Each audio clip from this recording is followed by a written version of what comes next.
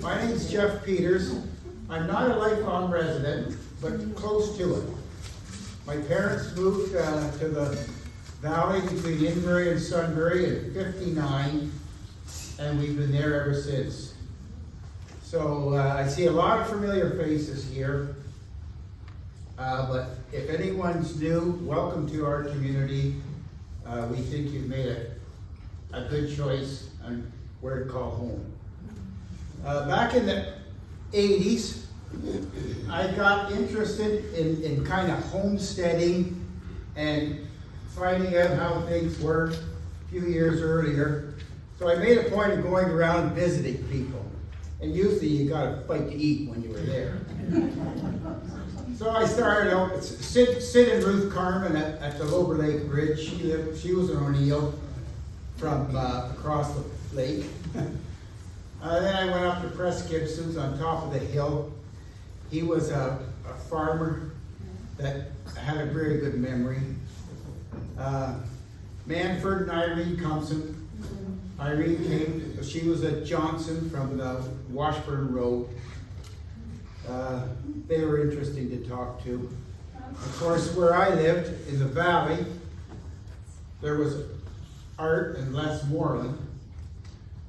They were like century farmers way back in '67. Polly came from Inverary. Mabel came from the Sands Road. Then I went down towards Battersea, and George McElroy was quite a place to visit. He had his own schedule. Quite a unique person. We'll hear from Alice tonight. Then there was he got me into the woodchuck hole. Yeah, I was his guest, because you couldn't just walk in there without having an invitation. There was Junior Convery, he owned the place. Clifford, the guy that did the bait shop. Clifford Birch. I know Charlie Miller. Holy God. And Billy Sleet, he would be there. So I all cherish the times there. They were all sort of guides, and they were big into when the Americans came to the lodge too. So, but the cream of the crop was Clifford McFarland.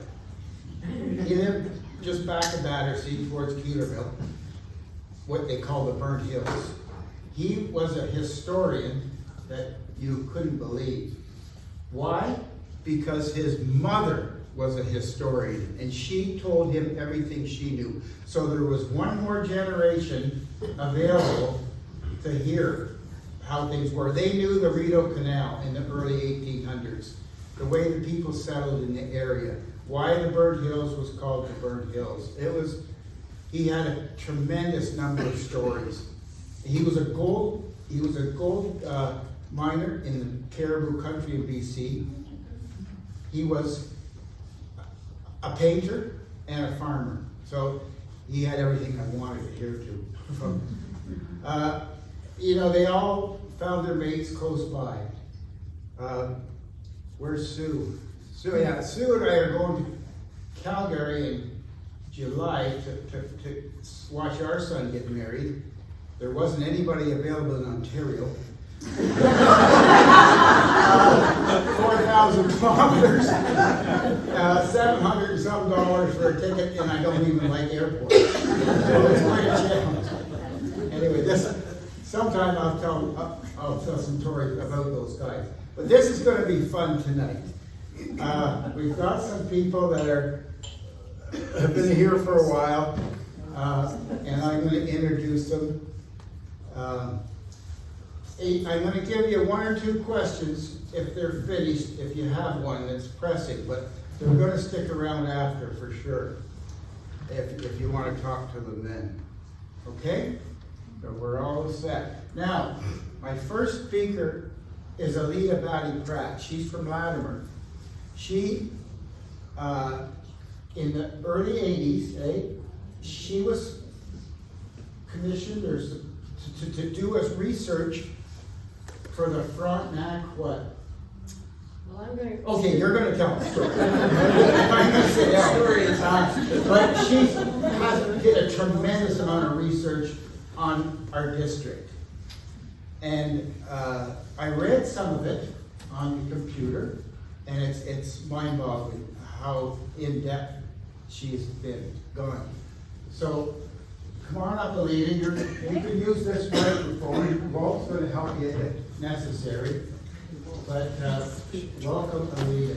And there's my front row here is Walt, of course. He's going to talk about Battersea. Alice McElroy is going to talk about the challenges of teaching kids in the last how many years? She was at the stage at the Sydenham High School reunion in August. You were either the oldest or the second oldest. One of the two. And so she's been here for a while. And the two mayors, we're going to put them together. I told them politics is not on the agenda. They're going to say a few things too. Okay, let's get started.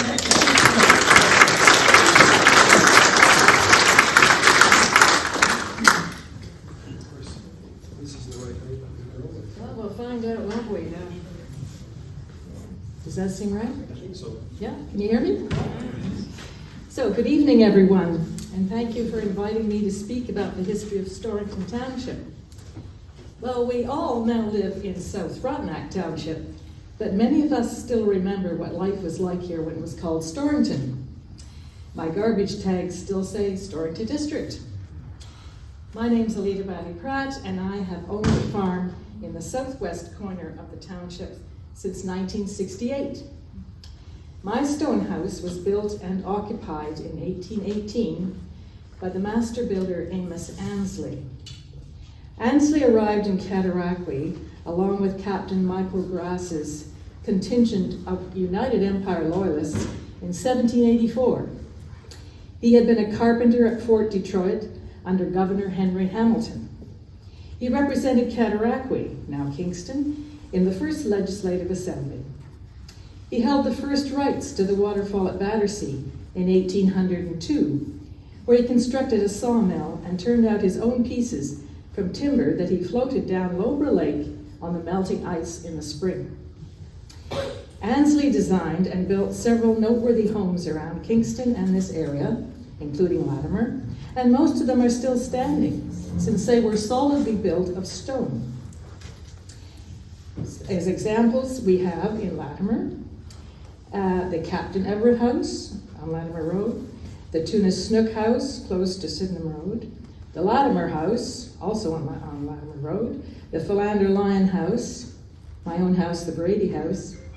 In Kingston, he built the Nathaniel Lyons House on Ontario Street, the McMichael House on Princess Street, and the Cromarty House at the junction of Sydenham Road and Princess Street.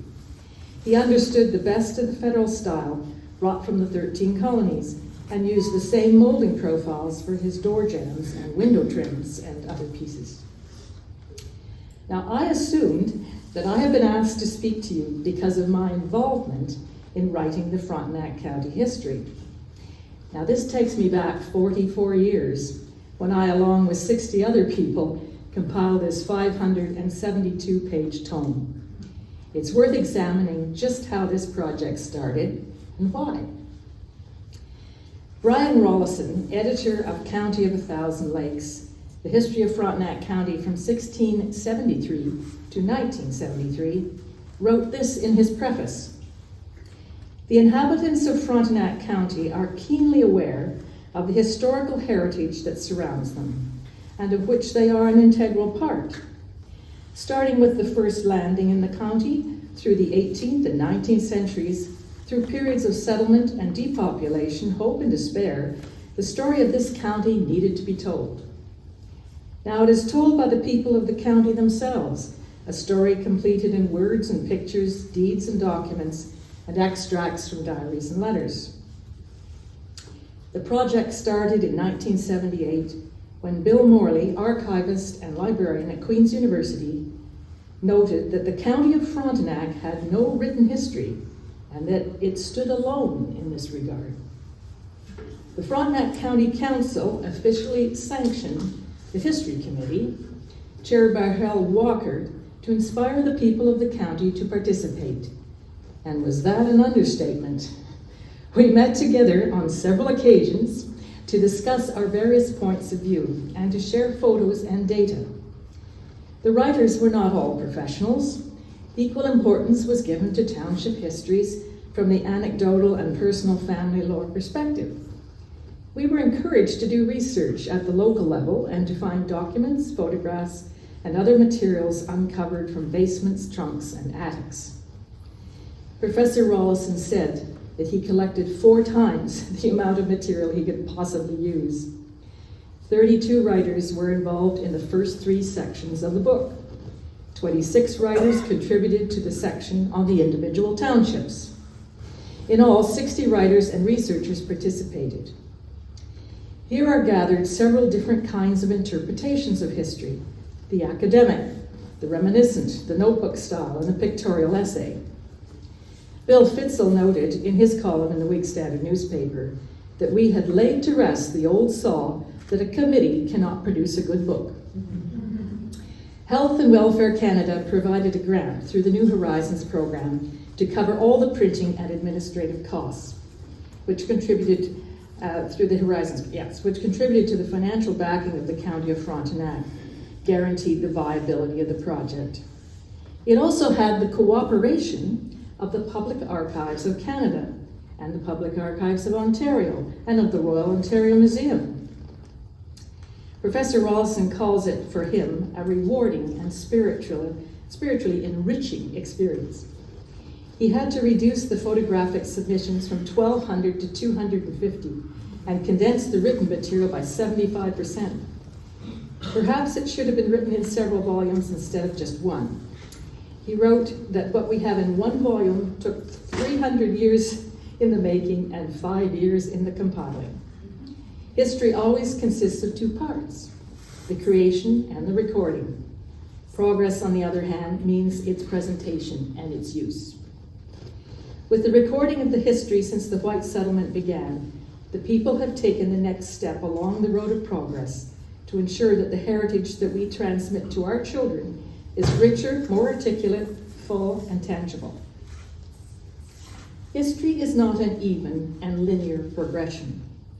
We in this room today are the result of white European settlement that started in Canada West, then called Upper Canada, now Ontario, following the end of the American Revolution, what our friends to the south prefer to call the American War of Independence.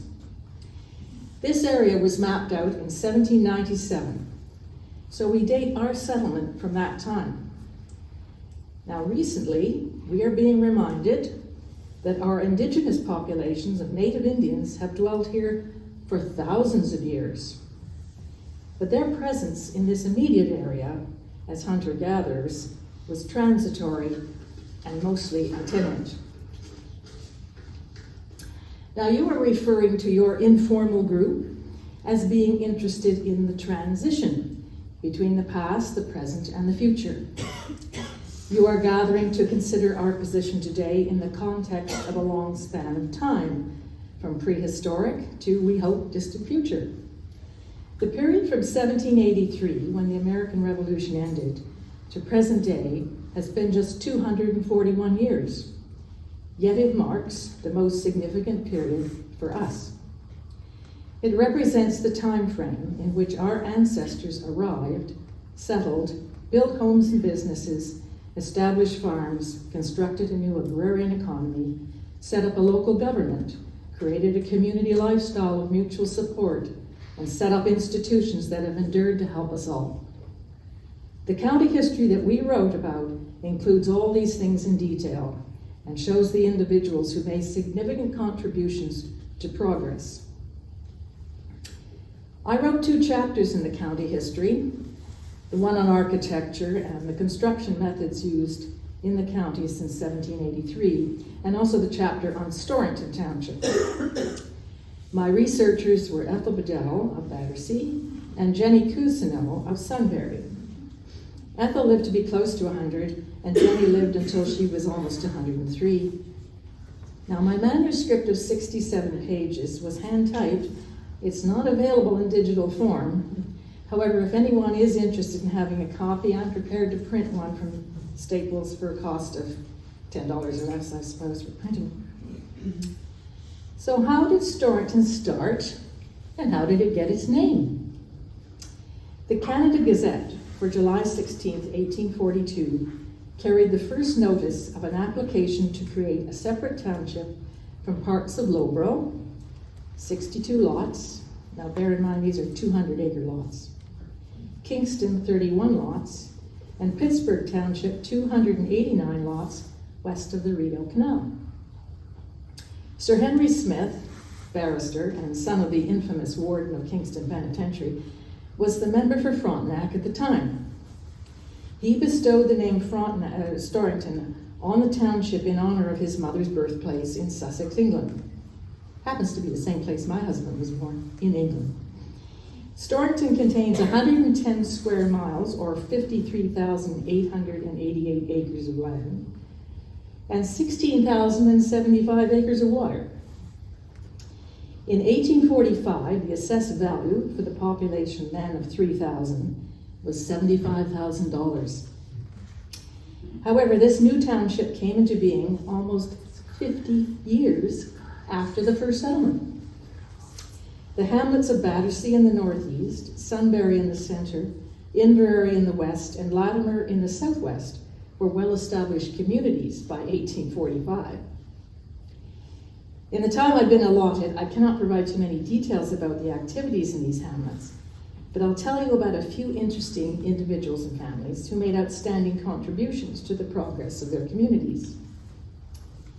In the county history, I divided topics into the political history of Storrington, the roads and bridges, the development of agriculture, the militia and armed forces, the churches and schools, the industry and commerce, and the profiles of important members of the community. What is abundantly revealed here is the self-sufficiency of the highly industrious population. Everyone was multi-talented in several areas of activity. The hamlets of Inverary, Latimer, and Sunbury focused mainly on activities surrounding farming, while Battersea, Openicon, and Milburn were industrial and focused on milling, prospecting minerals, cutting timber for firewood and lumber, and tanning leather. And I draw your attention, you cannot see it perhaps in here, but later on you can have a look at this in detail.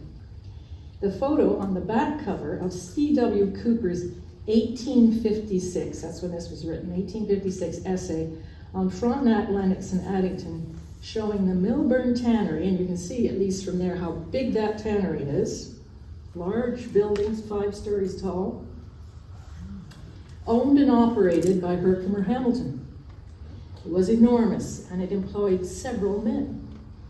It shipped tons of finished product down the Rideau Canal to New York State and the rest of Upper Canada.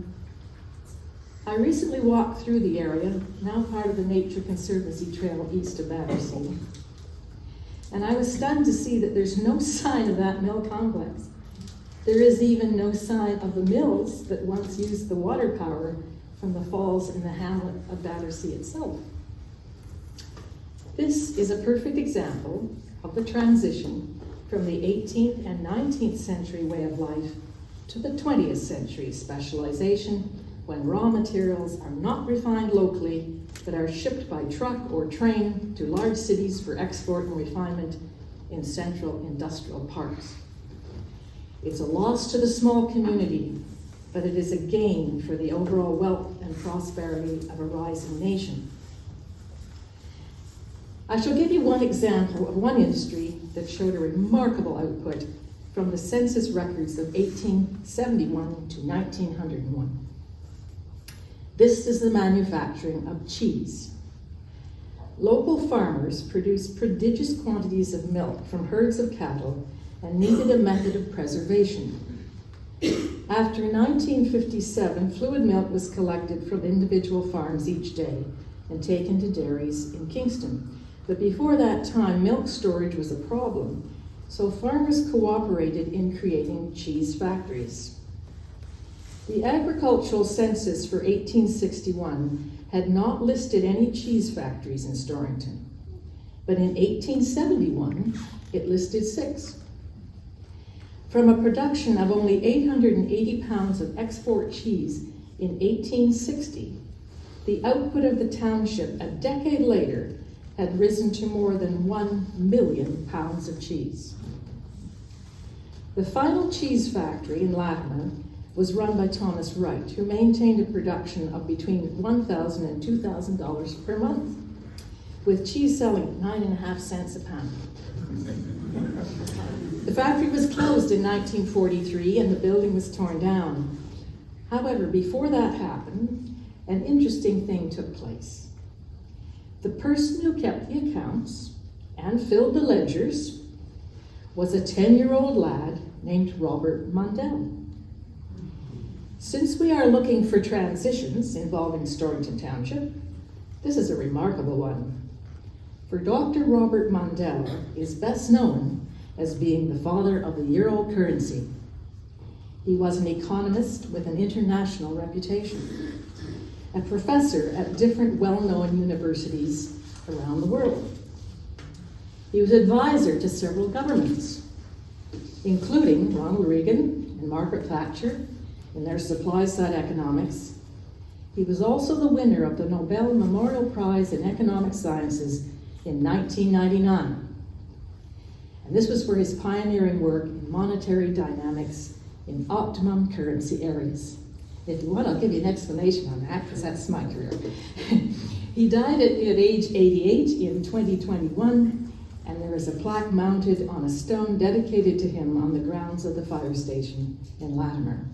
He was a Brockington lecturer for Queen's University, maybe about 10 or 12 years ago, and he actually told us all about his life in Latimer.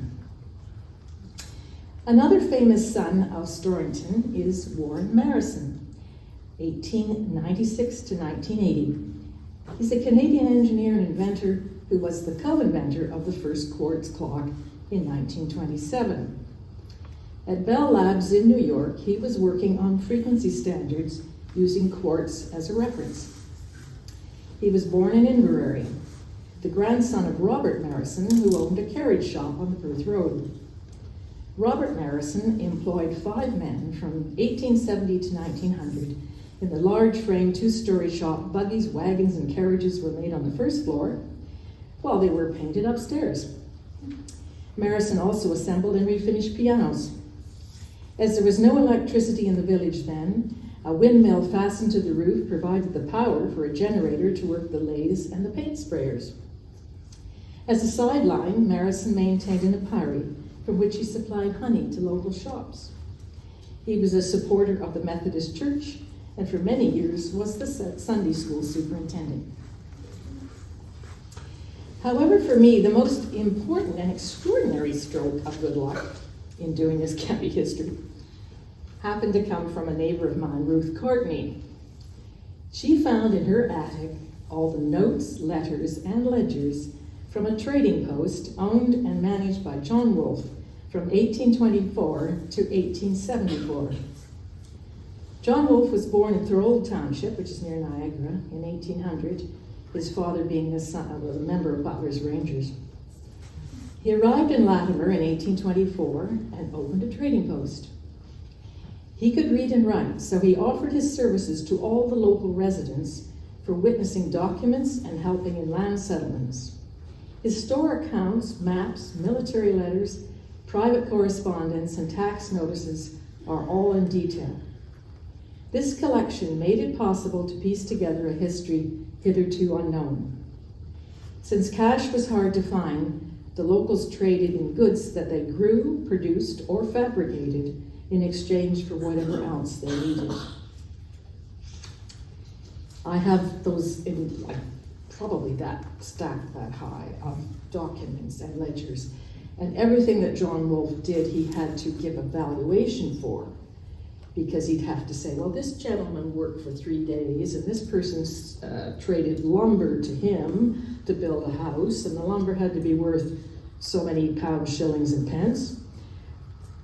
And that would equate to maybe getting fabric, say from the Campbell family, because they were weaving their own fabric, making at one point 26 yards of linen, and so on. He had to evaluate everything in the whole township. All the people who lived there built houses, ran farms, provided cheese, provided the brewer family that provided flour from their grist mill and so on. So we have we have pounds, shillings, and pence value for everything that they did. So there is so much that we could discuss in this 241 years of our history, but I've probably taken up my time for today. And what I will tell you is that the book that I'm talking about is out of print, of course. So this is the book, fully illustrated. It's out of print now, but I looked online and I found that there are at least 6 copies, used copies, that are available if somebody did want to buy it. And as I said, I would be willing to print my manuscript, which is 67 pages one side, 34 pages 2 sides, if you want a copy of that for teaching in school or something. And I thought this was interesting. We probably picked this up in the Frontenac News. This is the newspaper for February 29th this year. And it's about wollastonite, which is a mineral found fairly close to the Trisel landfill site up in the Sealy's Bay. And I think, Ron, you probably remember, and Jack, you probably remember the OMB hearing we had back in 1983 over the fact that somebody wanted to extract silica sand from that location. The OMB hearing came out negative for that person. However, it was a most revealing information, because we had scientists, engineers coming in and telling us how valuable this deposit is and what a high grade of silica is in this so-called Potsdam deposit. It is the highest grade silica in North America outside of Illinois. And you probably all know what happens in Illinois. That's where the Corning industry is. And the Corning company makes nose cones for space use and cookware and things like that. And we have a very valuable deposit right here in Storrington. Anyway, this is now being used on farm fields as fertilizer. And the person interviewed for the story is my tenant, Jim Bennett. So it's worth reading that.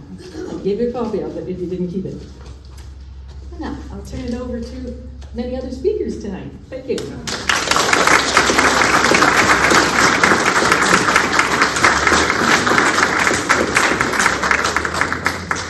Thank you very much, Alita. Has anyone got a question they want to ask her? And I told you she had an in-depth knowledge of our district, and I'd love to hear more sometimes. You might try this again, you never know. For 241 pages. Yes. Our next speaker is Walt. He really doesn't need any introduction, of course. The Freeman name is synonymous with Battersea. I brag a little bit. My grandfather, W.P. Peters, and his grandfather were hunting buddies. And they hunted together. This is all through Mac. Max is a good storyteller as well. Walt's uncle. They hunted together on Collins Lake, hunting fall ducks, the whistlers and the bluebills. So that was interesting. They must have been good friends, because you don't hunt with your enemy, you're only one to come back. I didn't really like Doc Freeman that much. Because we had to line up at the Inverary school and get a needle every year or two. And I don't think he changed the needle back then. But he would just jab everybody when you walked by. And so the only thing I remember really well about him, my cousin Mark, he had allergies really bad. That got him out of haying, which I didn't like. But he had to go to Doc Freeman every couple of weeks in the summer and get a needle so he wouldn't get so flared up with the allergies. And I always teased him, you know, I'm back at you now, you don't help us haying. But Doc Freeman had a showcase of stuffed animals and birds, and I was mesmerized by that showcase. And I would just go in there and I'd be glued to it to see all the things that were stuffed. And I'll never ever forget that the room that you went in there and saw all those critters. So Walt's going to talk about Battersea a bit. Yes. And Thank you, Jeff. yeah, thank you. Thank you. Get out of the way. I hope the sound system's okay. I could hear a little bit of a hum, but I hope it's transmitting okay. All right, good stuff. So, good evening. My material is going to come directly from the Tweedsmuir history. I'm going to read certain sections of it. And the Tweedsmuir history was a project, I believe, for the 1967 centennial year. And I can remember Grandma and Grandpa working on it. The big copy at the back, I think, is the original one made by them and then ultimately printed in booklet form. So again, just a few highlights. In the year 1673, the French, who traveled up the St. Lawrence, settled in a little colony called Cataraqui and later changed to Fort Frontenac. Was captured by the British in 1758 and refounded by them in 1782 under the present name of Kingston. The settlement was one of the earliest in this part of Ontario and of great importance, situated as it was at the entrance to the Great Lakes and at the entrance of the Rideau Chain. Storrington was surveyed in 1795. According to the Ontario Archives, the settlement began as early as 1804, and all land suitable for settlement was taken up by 1869, according to the Ontario Agricultural Commission. On the 4th of November 1815, the Executive Council at York had passed an order directing the Surveyor General to report for settlement such vacant and grantable land as might be required for emigrants coming now from Scotland and Ireland, and upon the certificate of the location agent, proof of actual settlement and improvement, patent grants should be issued. Many townships were laid out and surveyed along the Rideau River and the Rideau Lakes. Doubtless there were settlers who took grants of land along this waterway. Many of these settlers would be officers of men from the British Army. And here then is a schedule of the acreage you could be granted. If you were a lieutenant colonel, 1,200 acres. If you were a major, 1,000 acres, all the way down to privates who only qualified for 100 acres. Go figure. Doubtless there were those who would have settled in or near what is now called the village of Battersea at a very early date, for there are records of a certain John Miller, resident in the area in 1811, Frederick Buck of the British Army in 1814, and another Robert Abernathy of the United States Army. A couple of decades later, there appeared such names as William Young, C.S. Van Leuven, Robert Sands, Thomas Sands, John Sleeth, and others whose names are still prominent in the locality and likely descendants of these early settlers. The village of Battersea, situated on the southern tip of Lower Lake in the township of Storrington, was originally divided off, as was mentioned by Alida, from the adjoining townships. And the first name, according to this, the first name given to the small settlement was Rockville, very appropriately, since the great outcroppings of bald-faced granite appear among the well-timbered land. Later it became Van Leuven's Mills, after the original founder of the village, Henry Van Leuven. Mr. Van Leuven migrated from Holland, apparently in the 1830s, and settled first of all in New Hampshire. In the American Revolution, he fought on the side of the British and later came to Canada as a loyalist, settling with his parents in Ernestown. With the increase of family and the desire to strike out for himself, Mr. Van Leuven came to Kingston and then finally up to Battersea.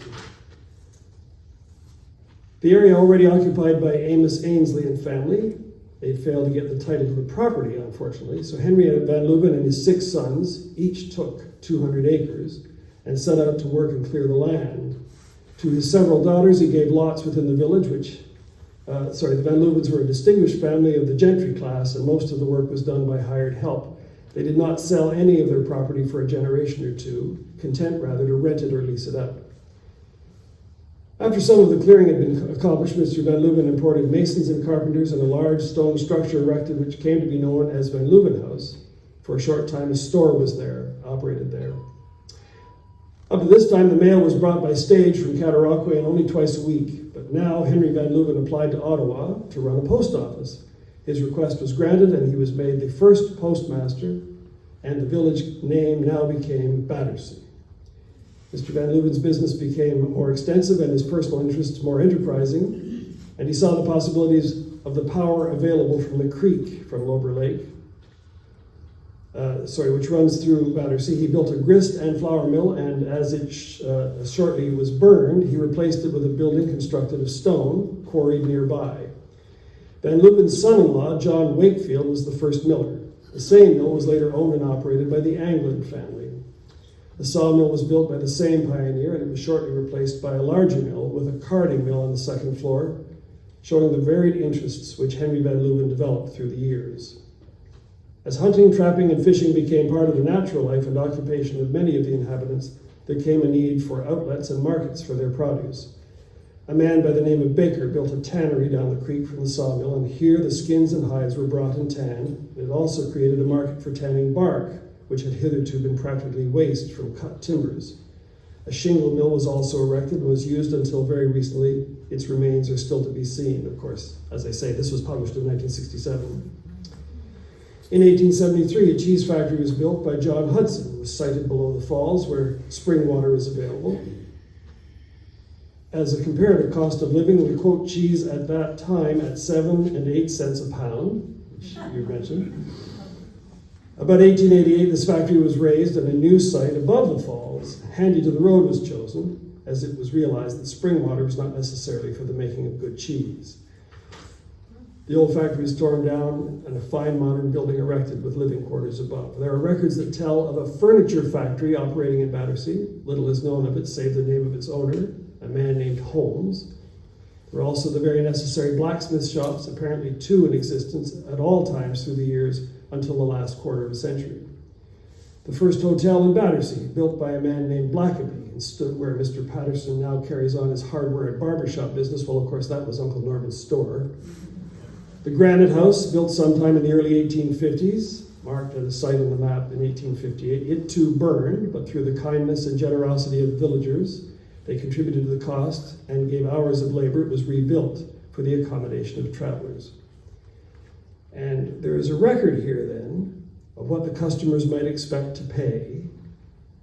In January 1874, Mr. Teeple stopped in for 5 glasses of who knows what at 25 cents, and his dinner was 25 cents. Also in January of the same year, Sam Kirkpatrick had 4 glasses, 20 cents, and a half pound of tea for 25 cents. I don't want to there's so much detail here. But I'm going to move, I think, I'll just stop at that portion of it again. You can find the Tweedsmuir history and get more of these things. My favorite is 2 accounts from my grandfather, Dr. Norman Freeman. He bought the house that we live in, Heather and I live in, at the Mink Farm, 1923, June of 1923. But he has written 2 accounts, one from 1922 before he bought, and then one in 1965. So I'd like to read those, kind of give a little look at then and now, you might say. In the month of July 1922, I drove my new Ford Roadster into the village of Battersea to open a doctor's office. It was a much different place then than it is today. Just before entering the village, I passed the neatly kept Van Leuven graveyard. This historic ground has only received a few Van Leuven bodies since then. The first building sited in coming down the Limekiln Hill was the Van Leuven House, now known as Holiday Manor. The proprietor, Leonard Van Leuven, one of the older residents of the village, had been ably assisted by his son Carl and his wife until 1921, when their partnership was dissolved and Carl erected another hotel, Lobra View Hotel, on the shore of the lake. But to return to the tour of the village at that date, just across Mill Street from the Van Leuven House was the cheese factory, which is next to the bridge. On the left side of the main street facing Mill Street stands the old Temperance Hall, now degraded into an ordinary farm building. Proceeding down Mill Street on the right, one first encounters the grist mill, rebuilt in stone by Miller Wakefield after a fire. Here, the dusty millers were always busy either grinding grain or sawing lumber. The mills were driven by water power that flowed through the natural sluiceway of rock to drive the millstones or the circular saws. The annual skidway of logs hauled in during the winter months kept the mill hands busy throughout the spring season. During the summer months, the idle hours in the grist mill were taken up in the cheese box factory, which was located further downstream at the second dam. Here, the annual supply of poplar, cut in 4-foot lengths, was piled high during the winter season. This was then manufactured into heading for the cheese boxes. The winter harvested elm logs were piled on rollway, conveniently placed to be dumped into the steaming vat, and then after this to be rolled onto the cutting machine, which manufactured them into sides and bands for the cheese boxes. All of this activity was accomplished to the musical background of the water rushing over the 20-foot falls and the winding of saws as they cut through the timber, and occasionally through a finger. It was here that Ed Hogle, in explaining to his boss how he lost one finger, got too close to the machine, he lost another finger. I did it like this, Doc. On average, the doctor could count on at least one such accident a year. On such a tour, one must turn aside to see the falls, ever an interesting sight. It was at the Upper Falls that Dr. McClement, head of biology at Queen's University, identified a water ouzel, or dipper bird, as it flew through the water to its nest behind the falls. This bird was until then listed as a summer resident of the Pacific coast only. Here stood a large soft maple tree whose red blossoms in spring and red leaves in autumn made two unsurpassed seasonal pictures.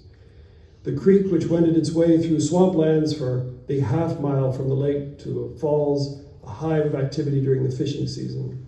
The row of rickety boathouses along the east bank added a rustic touch to the swamp scene. These, with the waxy white lilies, ever proved a challenge to the waiting artist.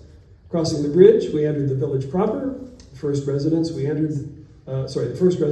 on the left as we entered was the old granite bedrock of the whole village, the home of Mackenzie the tailor, and the home of which Clarence, the blind fiddler, was reared.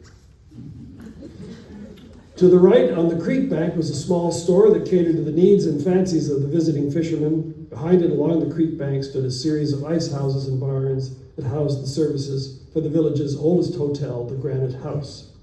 This was owned and operated by Simpson and Jenny Lake, assisted by their son Chris and his wife Lottie. The front veranda of this frame building was a unique and shady covering. It enclosed the village sidewalk with a trellis, most artistically decorated with native Virginia creeper vines growing out of rich flower boxes. The village square was in fact a triangle with the apex at the bridge, open along its west side to the creek and on its north side into Main and Wellington Streets, the post office between. The store, formerly the village armory, was owned and operated by Old Paddy Anglin and family. Here, years ago, was located the telegraph office, which served the whole countryside prior to the advent of the rural telephone. As one proceeded up Main Street, he passed the general stores of Ethel Clark and C.S. Clark before reaching Cross Street, which ran 100 yards westward. This was a much-used road. This street ran about the same distance eastward to the end in Wellington. In the old atlas, Cross Street was called Factory Street from Wellington south to Creek below the falls. Sorry, this is confusing, I know. On this street, the lath and shingle mills operated, but then when they were closed, the street ceased to be used and later became the site of the workshop and garage of Wes Harris. I'm just keeping in mind on the time here. Because, okay, what I'll do then I'll just skip to the end of this portion.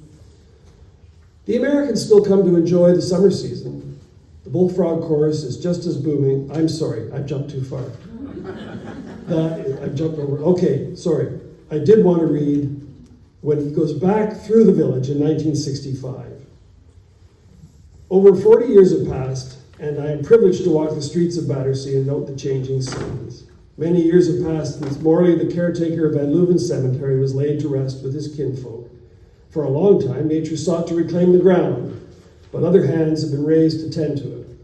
As one journeys past Limekill Quarry and glances over the road fence, he views the village playground with its ball diamond and tar-covered dancing area. Main Street now starts at the foot of the hill with its residences and largest garage in the village before arriving at Holiday Manor and the Battersea Cooperative Cheese Factory, which was still operating in 1965. Mill Street is but a ghost of its former self. The mills have closed and fallen into decay. The waterfall's a mere trickle of its former greatness. The Campbell Power Company purchased the water rights and diverted Lober waters through an outlet into Hart Lake in order to run them through the Jones Falls power plant and double the potential electrical energy. Upon crossing the bridge, the village triangle has a different look.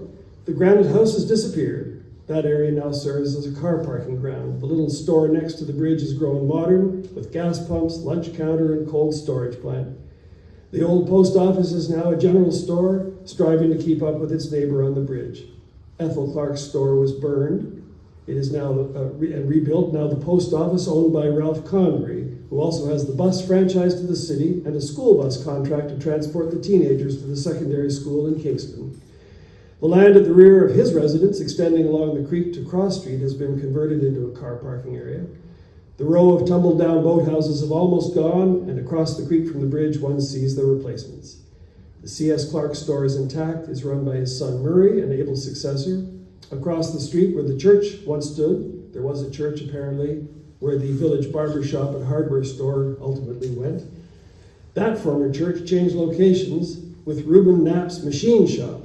It's now the Pentecostal church. The machine shop, after being moved, served the community for a number of years as a garage. The Wayscales, blacksmith shop, and stage barn have departed. Wes Harris's workshop garage, the Orange Lodge, and the former Methodist church, now United Church, remain. The church belfry still calls the faithful to worship.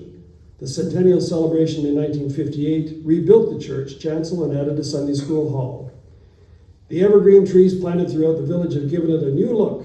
The residences have an air of prosperity, a motor car at almost every door. Within the hamlet proper, only 3 new residences have been erected. Almost every home has been modernized. Life has changed from industrial to commuter, and the majority of the residents seek their livelihood in the city of Kingston. Yes, the Americans still come to enjoy the summer season. The bullfrog chorus is just as booming, the mosquitoes just as worrisome, the fish just as lively. But even at $18 a day for good fishing guides, they're hard to find. The tenor of lake life has changed. 2 cottages that once stood upon Lober Lake 40 years ago have increased 100-fold. Outside the hamlet, homes are being built on every road. Farming has become mechanized. It's big business or nothing. A 100-acre farm is only a milestone to progress. We're living in a new age. Many old things have passed away, and with them good customs are being lost. Ice harvesting, wood cutting, barn raising, home building, grain threshing, and silo filling. The work bees of yesteryear have gone. Moving vans come and go. We scarce know our neighbors now, and we have very little time to get acquainted with them. The old saying that a home is where one is born, lives, and dies can no longer hold true. For now, one is born and dies in the hospital, eats at a restaurant, parks his car in front of the building where he changes his clothes. And that's all he had to say. That's where he quit.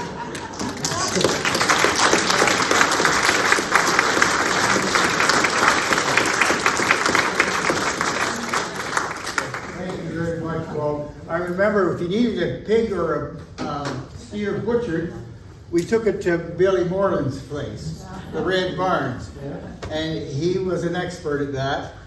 But the interesting thing was they take the hides, you'd get to go down with them with the hide of the animals, they put it in the garage, and they'd salt all the hides there, and it must have gone off somewhere else, for leather. Yeah, fantastic. We're going to listen to Ron, and then I'm going to, because everyone's been so well behaved, we're going to have 10-minute break. So, Ron is another one that doesn't need any introduction. He is the third or fourth generation in Battersea farming. His grandson now does most of the work for you. It's great to see that transition. I got to know Ron quite a bit in the early 90s. We sat at the same table in front here at council meetings. He was the mayor. He was a damn good mayor. You didn't need to be on the agenda to talk to us. You just had to show up. And the other thing was, I heard the word absolutely 1,000 times. The budget was absolutely on target. And then the people from the washboard, or the Washburn Road would come and complain. It's a problem, and it's going to absolutely get fixed. And he's used it twice tonight, just sharing some story. It served him well because people went away mostly smiling. He's also a very well-respected man in the Holstein breed. And he went on to become, is a president, the president of the Canadian Holstein Association. Canadian. A small-time farmer from Battersea outdid these guys, mega farms all across the country. But they spotted his leadership skills and they used it to their advantage. So both him and Jack, both mayors, with one thing in common, they've given us years and years of service in the best way they knew how. And we greatly appreciate that, and we're better off because of it. Ron?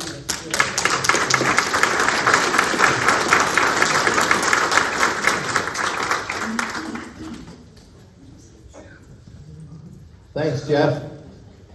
I had made a number of notes, but the two speakers prior to myself have taken all of my thunder, and so there's no point in bringing them up. One thing I would like to share, and there's a number of things I'd like to share with you tonight about what it was like growing up in the village of Battersea. I think there's probably only 2 or 3 of us that have actually lived in the village of Battersea non-stop. Whether we were afraid to leave or not, I'm not sure, but Roberta and I still live there, and we're both 80 years old. So I don't know what the attraction was, but there had to be something, and we still call it home.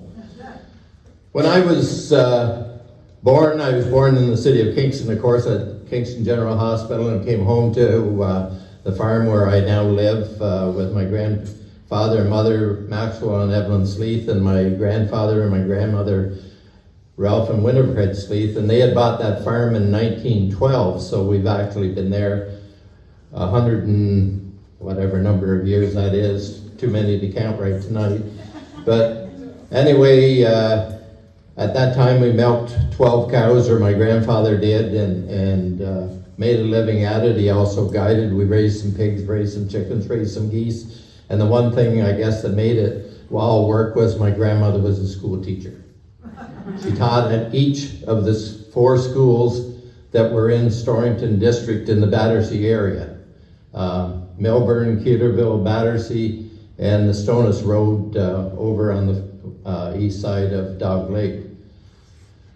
I brought with me tonight, and I don't have it up here, but I found an old income tax form where in 1944, her taxable income was $849.20 as a school teacher. She paid $72.10 in income tax, and at the end of the year, the government decided that she had overpaid by $1.12. But because the war was on the back of it, there was language that said, you can't have your refund until after the war is over. So she didn't actually get her $1.12 until 1947. My grandmother was a tremendously skilled orator and speaker of education, and the need for education.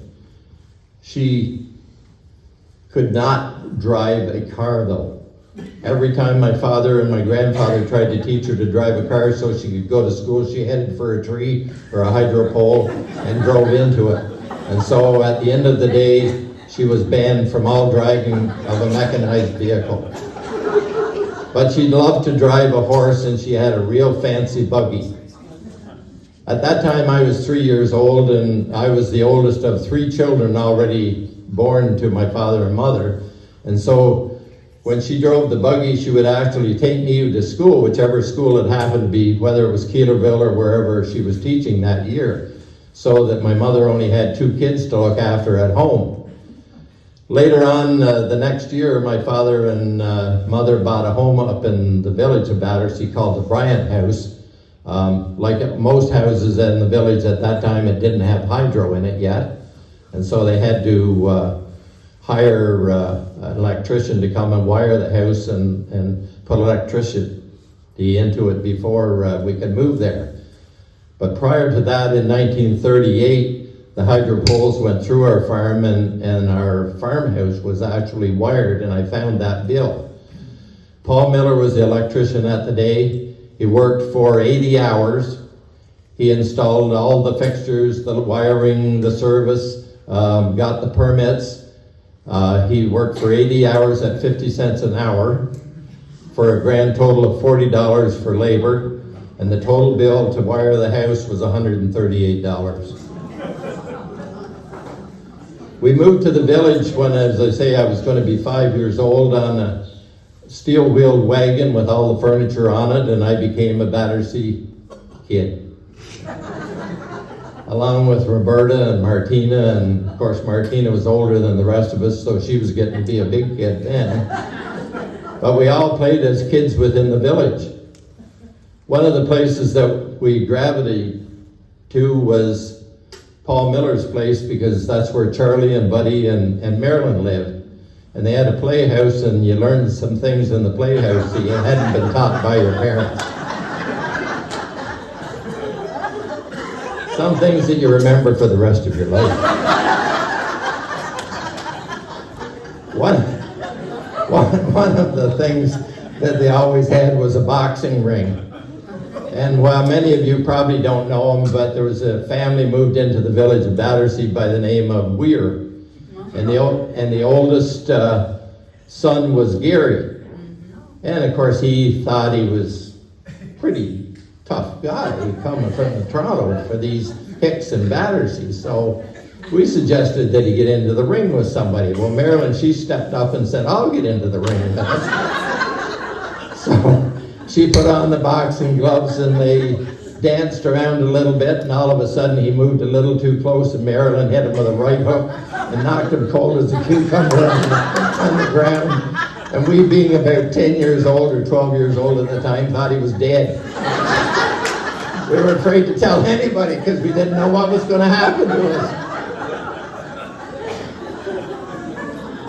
But as I said, we all grew and got a little bit older, and as we got, I guess I was probably 10 or 12, and that now it's time to start to make some money, because we only got 25 cents, each one of us kids, on Friday night to be able to go down to the store. So if you bought, I only bought a Coke, which was 10 cents, so I could save 15 cents for the next week, so I'd have 40 cents to spend the next week. But one of the things that we were able to do was catch frogs and dewworms to sell to the fishing guides, because at that time there were of course 2 hotels in Battersea and one back at Loberrin, and it was nothing for 20 guides to go out of each one of those hotels in the morning. And they bought, in Battersea, they bought their minnows from Clifford Birch, and from myself, Billy Story, and whoever else was selling frogs for 5 cents and dewworms for 2 cents. So as a 12-year-old kid or a 10-year-old kid, you go home with $2 or $3 in your pocket. Pretty good jingle for back in those days when you're only 10 or 12 years old. And a loaf of bread cost 15 cents. It wasn't bad. As Walter said, the guides at that time made $18 a day. One of the things that's really noteworthy, and it's hard to understand when we think about how we all live today, and hopefully show respect for one another, whether it's regardless of what race you come from.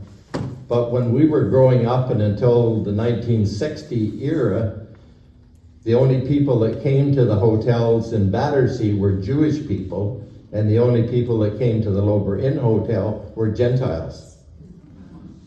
Jewish people were not allowed at that time to go to the hotel in Lober Inn. It's hard to believe that that's the way that the world actually worked at that point in time. But when you think about it also, and many people within the community were members of the Orange Lodge and the Masonic Lodge and the Knights of Columbus and those organizations. And they were all great organizations that did tremendous work for people in the communities. I remember as a young kid, probably 12 or 13 years old, going with my grandparents, who were staunch Orange people, to the 12th of July parade, because we didn't cut hay at home until the 11th of July, up at 6 o'clock in the morning to milk the cows on the 12th, head to wherever the parade was so that we could parade up and down the streets praising King Billy. Then we come home and started the hay. Now, with modern technology and the crops that we grow, we're all done the first week in June haying, and the third cut is all done by the middle of July, when we first used to start to do our crops. When I think back, when we first started out farming and people milked 12 or 15 or 20 cows at the time, nobody even thought about growing soybeans or corn to combine. And now we grow soybeans at 1.5 tons to the acre and 200 bushels of corn to the acre, and the amount of hay that we have. How farming methods have changed so dramatically over the past number of years that it's really something that we've accomplished that much, I guess. And that's how I guess that we really feed not only our communities locally, but around the world. Some almost 60 years ago, I met the lady that I fell in love with and married ultimately, Eileen. Her grandfather was C.S. Clark in Battersea, or her maternal grandfather was, and she used to come down there and stand out on the front steps, so when I went by with the tractor, she could run out and jump on the fender and ride on the fender with me for the day. And then ultimately, we were in the same grade in high school together. There was a lady in the back, and I'm not going to name her, but I was in the same grade as she was at that time, and I had a crush on her, and she had a crush on me, I guess. But she said the only eyes I had was for Eileen Shannon, and so it never did work out otherwise. But we did have great times, and I think about all those stores when you go back in time, and as Walter spoke about, Ross Clark store, General store, Bill Lake store. His father used to say, Bill's father used to say, Bill has everything that nobody wants and anything that nobody wants. And so, C.S. Clark, he sold everything. He lent you money, he sold it, and then when you got your check cashed, you had to go down there and he cashed your check and you paid him your loan payment and went on. He used to have a big wooden counter, and he'd lay on the counter at the back where nobody could see him, so that when people walked in, if they happened to be a little light in the finger, he was able to see them before they actually removed whatever it was that they intended to remove. Earlier, Jeff, I think, spoke of Clifford McFarlane. What a historian he was, and what a man that he was within the community. When I was a young man growing up, or a young boy growing up, I should say, in the community, there wasn't such a thing as regular police service within the community. However, there was a group called Clifford's Men, that dealt with people that decided that they should partake of something that didn't belong to them. The punishment at that time was tar and feathers initially, and then the removal of your little finger, should you partake of moving on with some of the things that you took that weren't of your choice. Certainly, two of the lakes that those American fishermen plied on were Lober Lake, of course, and Dog Lake. And there was a hierarchy, if you will, of guides at that point in time. And certainly one of the people that was most sought after that guided on Lober Lake was Bob Lake, Roberta's father, and on Dog Lake, because the majority of the old guides that guided on Lober Lake were afraid to go to Dog Lake because of all the stumps, it being part of the Rideau Canal. And so Archie Kirkpatrick was actually the premier guide on that lake, and then of course Frank took over and started guiding when his dad was still guiding, and still guides to this very day, while not quite as much. I remember also the old steel bridge that was in the village before the new one was built a number of years ago, and in the evening when we were all young teenagers, we'd sit there and on the bridge and during the summertime, and there'd be young ladies come out from Lober Inn that worked back there to talk and visit with, and one is sitting in the second row here tonight.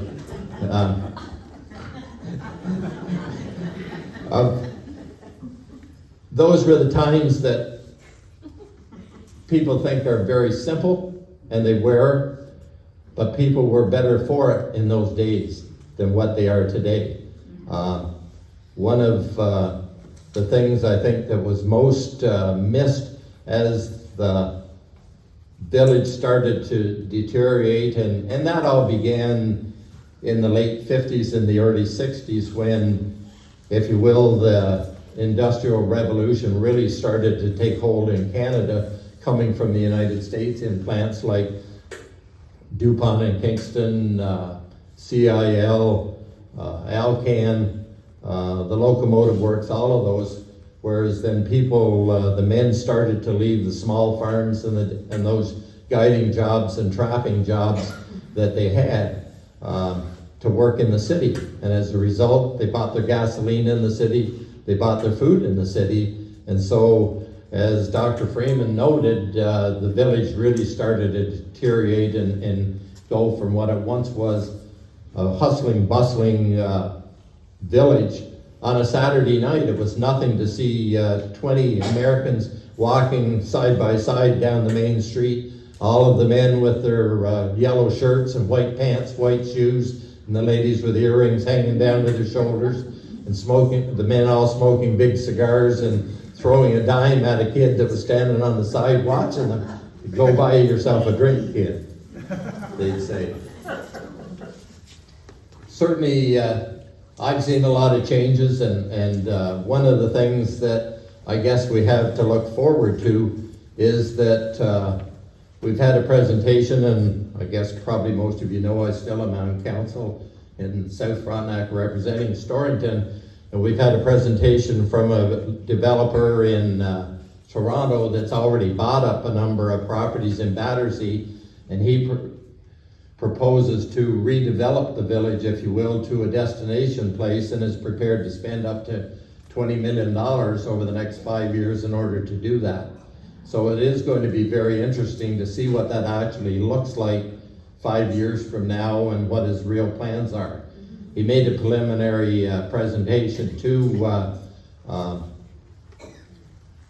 some of us on council last fall, and expects to come back before us with some of those proposals to see what the place might look like in the next 20 years or so. So the revival of that community as I once knew it, and as older people knew it well before my time, when it was a hustle and bustle and people came to the stores, that's where they did all of their business. One of the things that was really important to the local farmers prior to getting summer or winter jobs and summer jobs in the city was the fur trade. Because in Battersea and in the surrounding area on Dog Lake and the Rideau Canal, it was said at the time that the best muskrat furs came from that area because of the drowned land. And every year after the fur catching time was over, there was a man came from Toronto called Greenspoon, and he would drive into the village and had a great big long Lincoln car. I remember at the time it probably was about the size of 2 cars today, and he would jump out and say, "Greenspoon's the name and fur's my game. I'm here to buy the fur." And so all the men would have brought their furs to Bird Hartley's store to sell, and that's how a lot of them then would be able to go to the store and pay off their store bill for the winter time that the storekeeper would give them credit for. That's how business worked back in those days. So, as I said, I've seen a lot of those changes over the years, and certainly I expect to see many more. It turns out that I guess I'm the 5th generation of Sleaf farmers to farm in Battersea area, and my grandson, of course, is with us now, and he's actually the 7th generation to continuously farm in Storrington district in the Battersea area.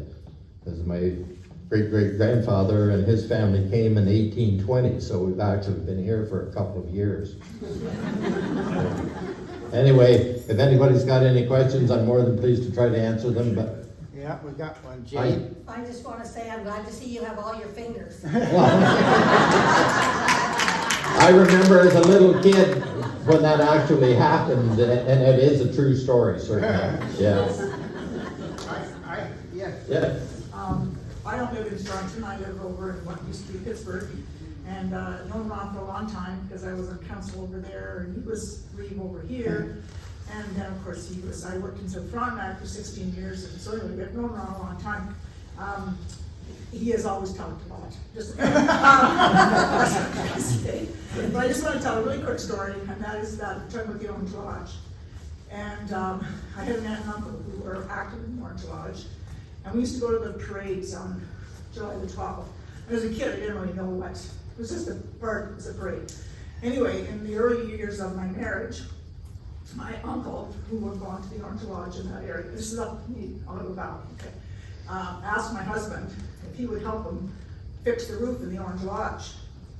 And so my husband did. But the interesting part of the story is that my husband was a French Catholic. I heard the guys, if they could get a 5-pound bass for one of their patrons, they got a good tip. Absolutely. I heard it was $100 one time. It was Oh. that woodchuck pool. Back when I was with Ron in politics, it was more civil then. There was no storming the legislature. And people were mostly polite to each other. Even the guys that campaigned against each other, I remember. Except that time that, remember John Fillion got so upset over that Collins watershed study? Oh my God. Well, they decided to do a study on the lake, and this consultant, without me knowing of it, decided that my farm in the valley down there would make a good spot for a subdivision. Well, when they caught wind of that, they weren't too impressed. Didn't John try to impeach me? And you came to my rescue and said I had nothing to do with that. But anyway, subdivision's pretty close. it was memorable times. Now the campaign's over. You sit down. We're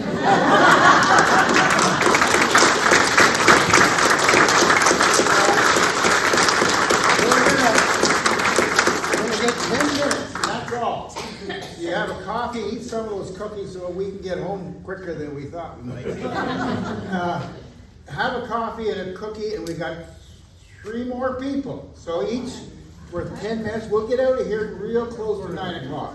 Okay, so go get yourself a cookie.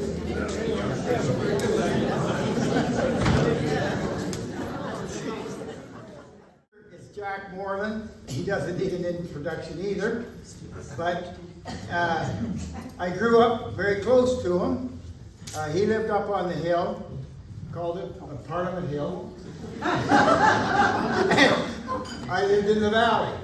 It sort of reminded me of the history lessons and when the Europeans were involved with feudalism. The rich land barons were on the hill and watched the peasants below work in the fields. He's a great friend. I first met him when he was coaching the baseball team, and baseball was a big thing back. You're taking all my thunder. Okay. Hold on. But my mother wasn't impressed with you. Not a surprise? Well, he had a very good, nice car. 383, what was it called? Roadrunner. A Roadrunner. Well, Bob and Dick Moreland, Charlie Sloan, and me. Jack was the driver, of course. Is that what you went to Shamrock? We wouldn't be no time getting to the baseball games, but coming home was much different. My mother wasn't impressed. Of course, I was in the grade 8 at the time. So trying to sneak into the house at midnight is impossible. But we all survived through it. That's the main thing. Much older. Yeah. Okay, Jack. He's the mayor of Sunbury, not Battersea. No. These baseball games were something else. On a Friday night, when either Battersea and Sunbury played, or Sunbury and Inverary, there was hundreds and hundreds of people would come to the games. I'm not kidding you. And they had to pay. They had to pay to come. It was an issue. And Bobby Moreland was the second baseman. Dirty. Bob's away, or I'd have him come up here. Okay, Jack. You only got 10 minutes, so don't get carried away like Ron did. How come I only get 10 and everybody else had 20? Okay. Anyways, good to see everybody. A lot of people I don't know, some I do. Jeff asked me if I would talk a little bit about Sunbury. I guess I'm a lifelong resident of Sunbury. Fourth generation, and I live on the hill, as he said, in a house that was built in 1876 for $2,300. And the story goes that the brick for the house came across on the ship from England. They used that brick as ballast to balance, I guess, the ship, the boat. Because my great-great-grandfather was a captain, I guess, according to the history book. And we settled on Amherst Island, and I've never been to Amherst Island in my life, and I should go soon. But apparently, my great-grandmother, whatever the hell she was, she didn't like the water, so when he was at sea, she bought the farm where we are today. Anyways, the road I'm on right now, they call it Moreland-Dixon.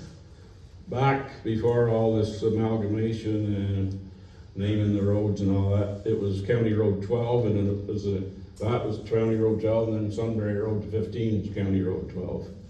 But through all naming the roads and all that, that all changed. So anyways, before they fixed the road up, I think it was in the late 50s, 60s, right at our hill there was it was an S hill. And I would have been a rich man if Dad would have let me charge for everybody that we pulled up the hill.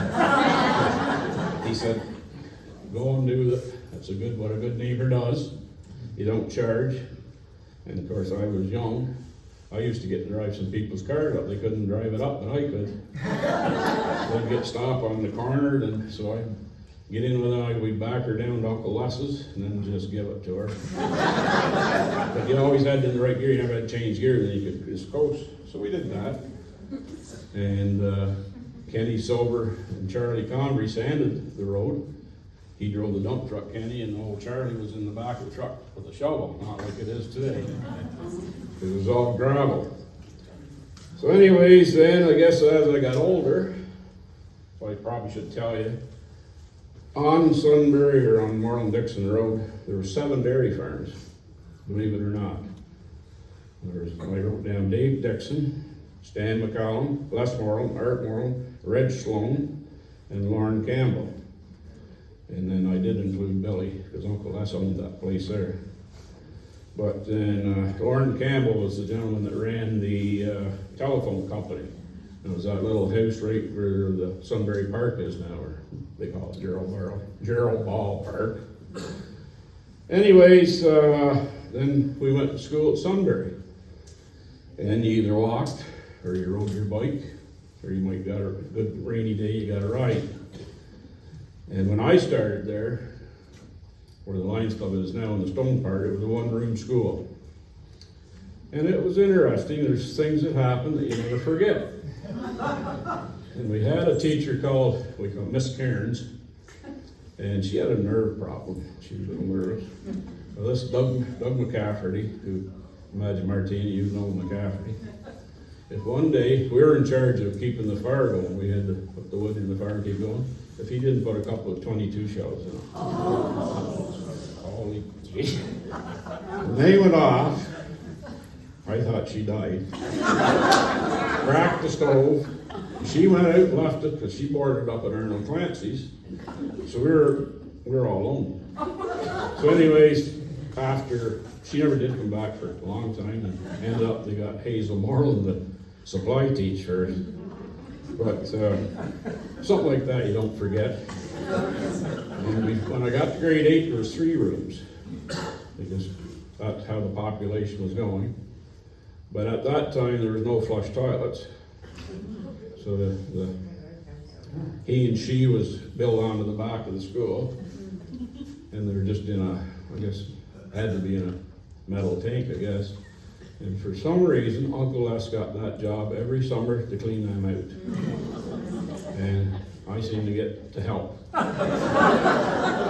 So, like, you just don't forget those things.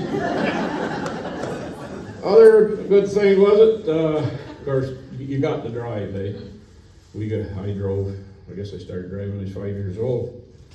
So we had to go to church to play hockey. And there was a Presbyterian church, and then there was the United Church, the little green up there. And I don't know what happened. I remember my dad telling the story that there was a big kerfuffle about Presbyterian church, because apparently that's where Marlins went at the start.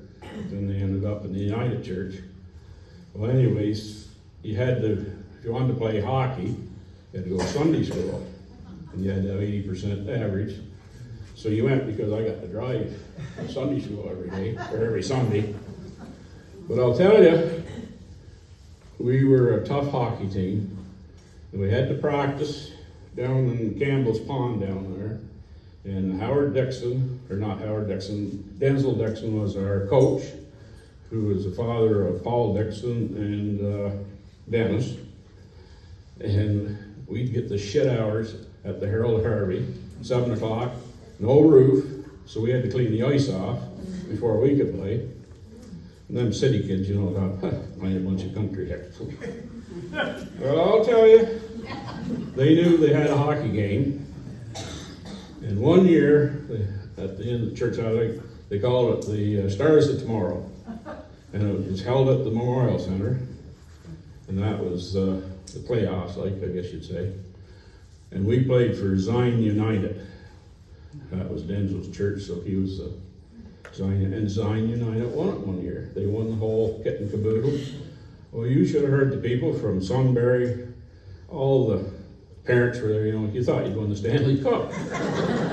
So you never forget that, you know, that's another good part. Plus, as Jeff mentioned, the ball. The lower league, Sunbury won 3 years in a row. I know 86, 87, 88 or something like that. But we had a hell of a good ball team and good players. And that lower league at that time was probably the best league around, you know. And when it started, it was residents only. Well, then it expanded, but anybody could come from anywhere and play. So, anyways, so that was one of the things when we had the Sunbury Cheese Factory, which was another great trip to drive if you're a little minor. And we'd go to the cheese factory, of course, be lined up. Anyways, there's Uncle Les, he was there, I was there, and Uncle Les, well, he's shorter than me, and this Kelderman, he had the farm where Fred and Lori Sonneville were, or Fred Sonneville is now. He's 6'5". So they'd be standing there, we're waiting to drive ahead, you know. So he'd keep poking Uncle Les. You know, so Uncle Les, this went on for, you know, Uncle Les said, "Look at Kelderman, if you do that today, you're gonna go down." Oh, he got, geez, Uncle Les dropped to his knees and picked the guy up and lifted him up, and down he went backward, hit his head. We thought he died. He laid there, but Kelderman never did that again. So then we get up one day to George Roundtree was a cheesemaker at that time, and he was taking sediment samples, he'd stick this plunger in like a needle and suck up the milk and through a little, you know, little screen or whatever. And Mike McGarvey, he was head of. So he looked at it, he says, "Mike," says, "your grade milk is Z." So we give Mike a big lecture. He says, "You gotta clean up your equipment. You gotta, you know, clean up. You can't produce the milk like that." So he holds up his hands. He says, "Gee, George, they look pretty clean to me." Of course, he milked my hands. Bent my glass. Anyways, that was something. Then, of course, he went and got the whey, which then he brought that home and fed the pigs and cows, or pigs. Then, if it was a good day, Dad would have a grist ready, and he'd load that, and then you go down to Washburn, to the mill down there, that was another gathering place, get all your feed mixed and ground up and bring it home. And my father was pretty lucky. He had a hired man named John Broster. He was there when I was born, and he never left. He died there. He never married. He was from England. He never married. He never went to town that I know of. Mother bought him clothes, and he just spoiled me, I guess, too. But just a person that you would never, he could do anything. He could mend fence, he could build them rail fences. But he was just a guy that, I don't know, 1 in a million, I guess you'd say. Then we had the stores. We had 2 stores, and it used to be Sharps, and that's where the mail, Marguerite Campbell was the mail, and they had the post office there till they screwed that up and sent it to Inverary. And then the other store, which is Hornsby's now, was Clifford Patterson. Well, that was sort of the gathering point for all the guys. Go down there. I remember being a little guy. Go down that benches all around, and they play cards all day. Homemade, and I don't know all the cards they played there. And that's where the township building was, right where the first fire hall was. And anyways, that's where they started the Green Hornet. That was a snowplow, and I think, does Freeman still have that? Yes. The Green Hornet? Yes. Yeah? Yes. I think John had it last I know. Yes. It was a big 8-wheel drive army truck. That's all we had was the Green Hornet and the grader. Plowed all the roads, got her done. Well, then had to have a fire department. And I remember Gerald Netto was the reeve, and I was junior counselor, I guess you'd say. And so Freeman's donated $500, and we went all the way back to Bent's, number 7 highway. They had an old pumper truck back there for $500. So Jerry Netto and I went back. I drove it home, had no brakes. Quite a challenge, but back then I guess you didn't have to have a safety. And took her down to Keith Christie, and he welded her all up and got her running. But for that, right up at the corner there, where the little house is, there was a blacksmith shop there, two-bay blacksmith shop, plus the Institute Hall. And the Institute Hall was, I guess, the center of attraction. Everything happened there. They have members going there for turkey suppers and dances and Halloween dances and I remember nomination day, first time I run for council. You had to get up on the stage and give a 2-minute speech. And I can remember all the guys sitting around in the back, eh? But it was, that was quite an experience. But anyway, there were some beautiful pictures of plaques there of some of the people that lost their lives in the World War, like Bo Cooper and all that. I don't know where they all went. I don't know if they were preserved. Pardon? They're at the Lions Club. Were they all at Lions Club? Yeah, that wall. Okay, good. Because I didn't really know That's where they went. Anyway, so they got that. Well, then had to build this fire hall up there. So we jacked the big building up that stored the Green Hornet in, and for them there was another ball team too. But my dad played on. It was the Sunbury Pittsburgh League or something. And I had a picture of it. I couldn't find it. Robert Morrow's got one, but he's away. I couldn't get it. And I remember I'm in the middle because I was the mascot. I was about 4 years old. But all the local guys played ball, eh? And the ball field was right at the corner. But the visitor, I think Alicia Smith owns the field now. It was just in the field, and that was the Sunbury ball field. Anyway, so they jacked that building up, brought her down. I guess it was probably sitting here where this new addition is. And we built that new fire hall. And then we, I guess it wasn't big enough, or I don't know. We had to build another fire hall, put the offices. So I said to the mayor of the day, I said, well, did you save any of the building from the old township home? What building? I said, well, the one that was out there. Oh, no, we smashed that off. I said, for Christ's sakes, I said, there's a bit of history there, Well, nobody told us, Okay. Anyway, so then, what else there? Blacksmith shop, ball field, Institute Hall, Sunbury show. When I was at the other, when I'm jumping all over, but Sunbury, when we went to school, the 3-room, we had, after Miss Karen, we had Mrs. Clancy. Alice probably knows these teachers. But she was a good, hard-go girl.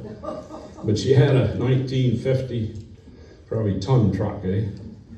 So she'd give it to us kids at noon hour, and we'd all pile in the back of it, and then we'd drive up to McMackin's Pond and play hockey all noon hour, and we'd come back, and you never thought, hey, there was no police around, so you just did those things. I won't tell you that we drag raced down here in front of Johnny Kuzma before he went to Sunday school.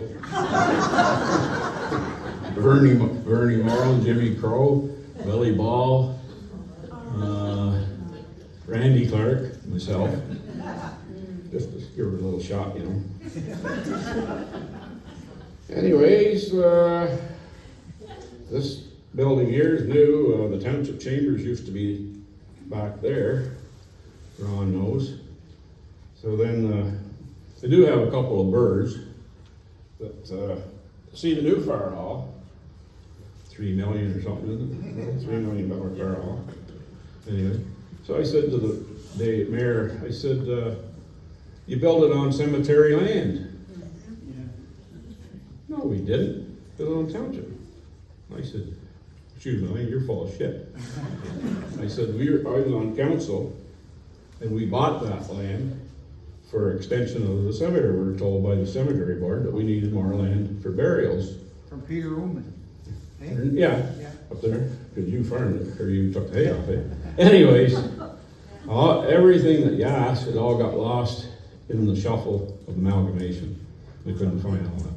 Because the park up here was, John Compson donated that 25 acres where the park is. So that was supposed to be John Compson Memorial Park. But it's Gerald Ball. Anyways, I don't know. Sunbury's a moving spot. It's still the hub of the earth. I tell everybody where you live. Hub of the earth, Sunbury. And we still don't get along with Inverary and Battersea.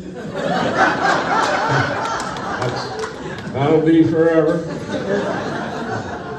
So I don't think I have anything else. I do have a book here. You can look at it. It's from Actually, it's for the school of 1916. Well, it shows the cost, you know, what the teacher made and supplies. And, Tell them about the wood for the winter. oh, the minute, yeah, where the hell is interest? Teacher salary, donation to the school fair, $3. But to supply the wood for the winter, Yeah, it was $15, I think, there to Bill Sloan. the whole winter. Yeah. Supply the wood for the, to Yeah, the school. James Webb for wood. Well, he got $45.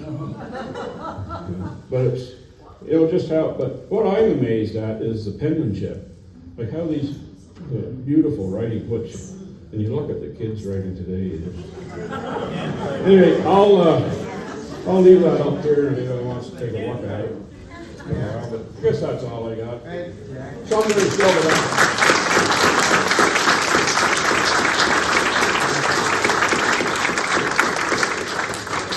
When people wrote the address Sunbury, half of the mail went to Sunbury. And then it took another couple of weeks to get to Sunbury. We're going to hear from Alice. Come on, Alice. You're going to have to lower that thing down. I met Alice McElroy through the official board at the Storrington Pastoral Charge. She was from Battersea, and I was part of the Inverary board. And that was back when Bob Clark was the minister. He was quite a guy to move into the village. He got divorced from his wife in Toronto. He came down to the manse at Inverary, and a year later, a woman named Julie Clark, she showed up with 5 gorgeous girls. And, and the Women's Institute, that was food for thought for a long time. But the boys in the neighborhood were not criticizing it at all. Billy Arthur was the first one to steal one. That's right, Carrie. So Alice was, as I said, at the Sydenham reunion, and everyone gave you a standing ovation. But she was one of the early oldest. The oldest, Yeah. yes. Okay, Alice. And she went on to, I said, what was it like growing up in Battersea? She said, I couldn't get out of there fast enough. And that is why. Okay, Alice, you take over. You've only got 10 minutes now. Battersea was my home as a child, and I grew up there, and it will always be my home. That's right. I love the town, every bit of it. And even some of the people that live there.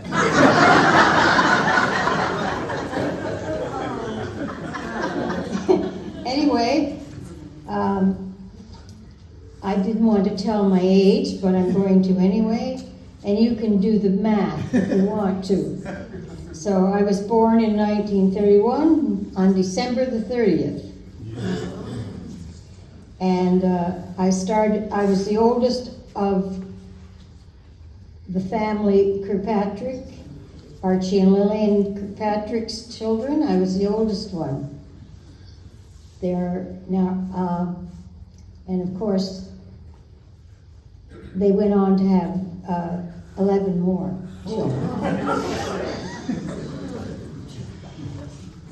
But I lived most of the time.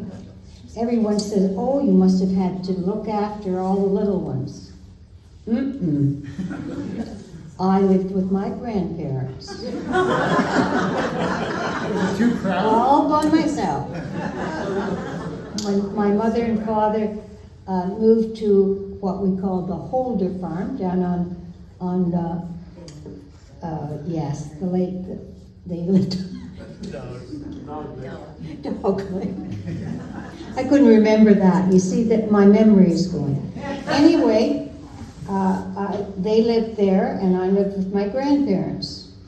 I had been born there, and when my mother did try to keep me, some people said she just abandoned me. No, she didn't. But she was pregnant quite often.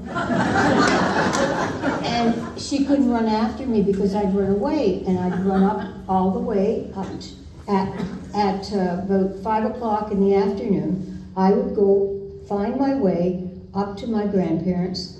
And of course, the poor little thing couldn't walk home. So she had to stay overnight. Then it got to be a habit.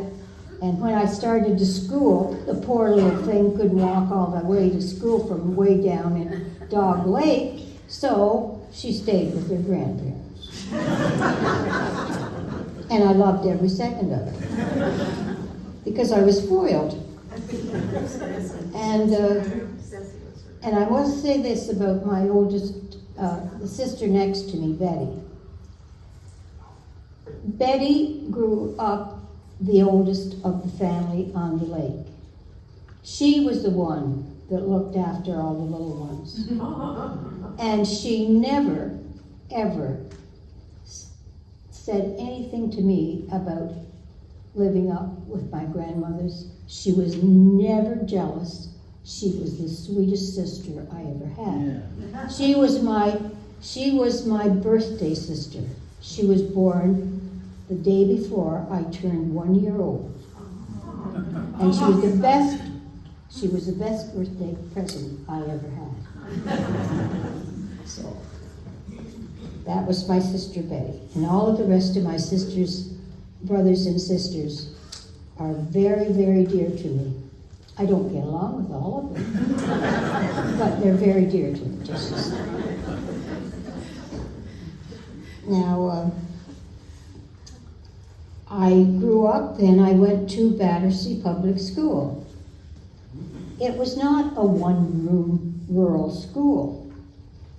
It had 2 rooms. The junior room, which was 1 to 5, I believe, and then the senior room was from grades 6, 7, and 8, and I think at one time it even went up to grade 10.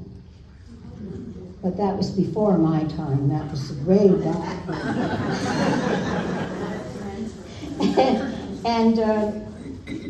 So I went through that. I can remember crying when my first teacher was leaving because she got married, and of course no women. You couldn't be a woman teacher and married and teach school. That was beyond the pall. So as soon if you got married, you stopped teaching. They did start to come back during the war because teachers were so scarce that they would take anybody who had a little bit of education and put them into a school. But that was the rule. So. And of course, there were absolutely no women teachers who ever became a principal in my day. And you could be a young man who just out of teachers college and you could become a principal. And there were lots of educated women who were doing a great job in their one-room schools, but they never got a chance to be the principal. That's just a little thing that keeps bugging me. But anyway, thank goodness it's changed. And anyway, I walked to school when I was young. But usually my father took me all the way up to the village because he was taking the milk to the cheese factory, and I could ride with him, and then I just had to climb the hill up to the school.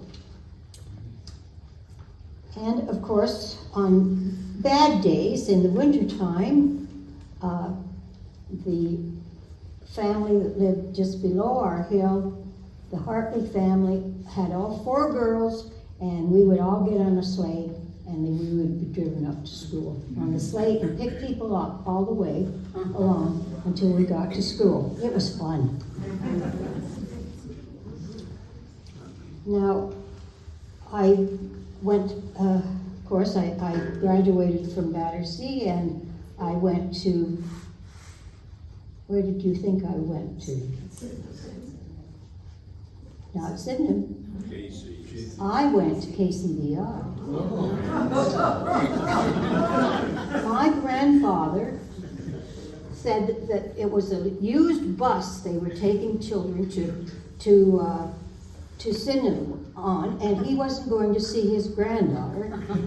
That was all right for my sister, but it wasn't all right for me to go in the bus to Sydenham. Just an adjustment. Hold on. Okay. I think we I just thought you were going to say, sit down, Alex. I want to hear every word. Anyway, my grandfather, no, I couldn't go on that used bus. So we paid Kinnear Thompson, who was the driver of the bus, to go into Kingston every day. He paid him whatever, I don't know how much they paid him, but anyway, I rode the bus into Kingston to KCVI. And I did not like that school. I did not like it one little bit.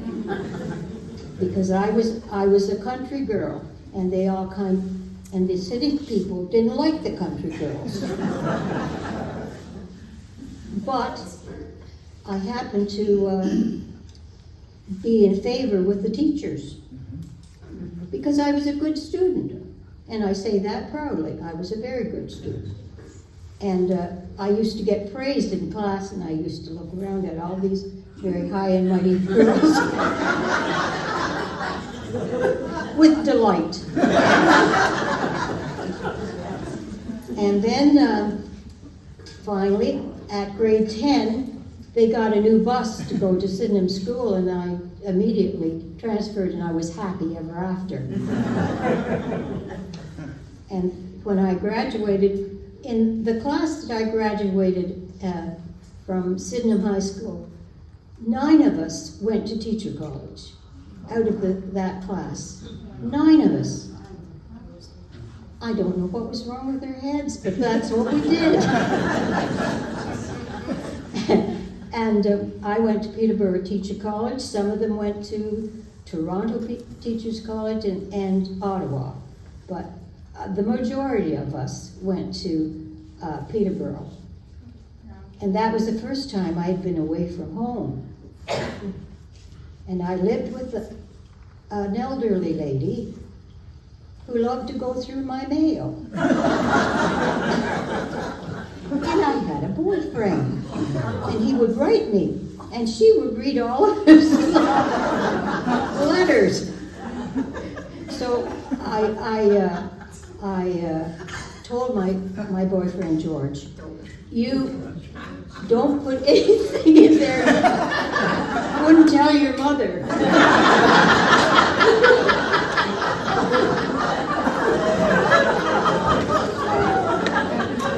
And he didn't.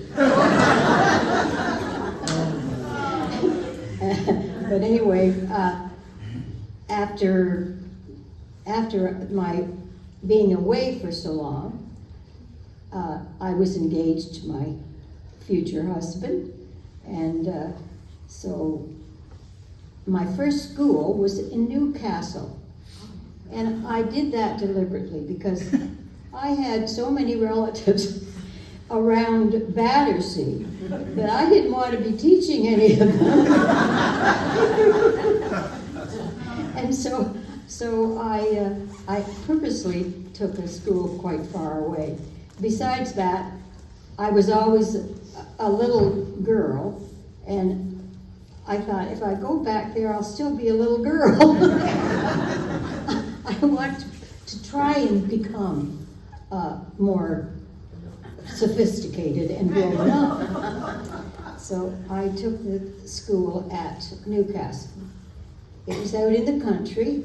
I walked to school. It was a mile long. So I walked a mile to school and walked a mile back. And some of the boys in my class, I had 1 to 8, some of the boys in grade 8 would say, would you like to, they had bicycles, and they said, would you can ride it, I'll take you home on my bicycle. I didn't think that would be quite proper, so I said, no, I think I'll walk. And anyway, but I did take that up one because I got very violently ill at school, and I just couldn't get home. So I did take one of the boys took me home on the crossbar of this bicycle. But that was the only time I because I really didn't think I was going to make it myself. And it was better than crawling along the wall, along the outside. But anyway, that was but I was there for a year and a half. And so I came home on, I guess, in December, and I really didn't. I really wanted to go back, but one of the young men who was in my grade 8 class decided that he liked me a lot. And he was being very bothersome. So I resigned. And they said, and the trustees came to me and said, well, why are you resigning? I said, I'm getting married. Well, I said that, and then they phoned my parents and they said, I understand. Your daughter is getting married. And I did get married. Because I had said it and I couldn't.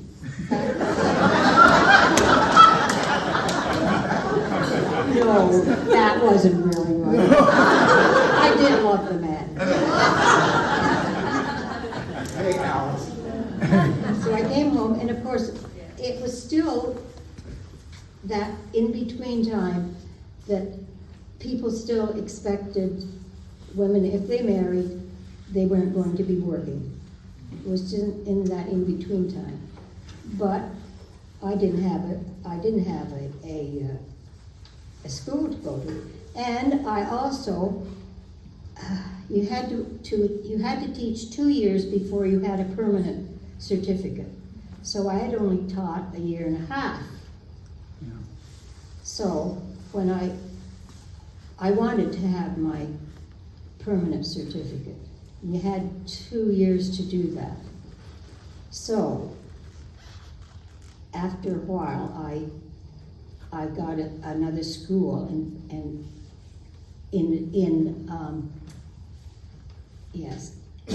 at Milburn, and I taught there and I taught one of the gentlemen sitting down here in that school. And I did give him a kiss today.